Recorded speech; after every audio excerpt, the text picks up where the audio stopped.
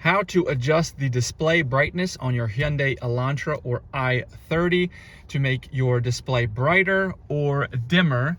And this is a 2022, but this will work on a wide range of Hyundais, Elantras, and i30s, a wide range of dates.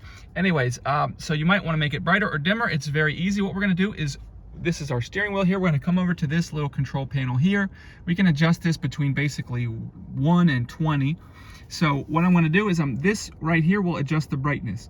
So I'll show you right now. It's actually at maximum brightness. I'll show you. I'm going to push the down button, see if I can get it all in the frame here. You can't really see there, but here, so here I'm pushing the arrow down and I'm making it dimmer. And as I go down, this gets less dim. And as I brighten it up, it gets brighter. Dimmer, brighter. So again, it goes from 1 to 20, so you can make it brighter and dimmer based on what you want.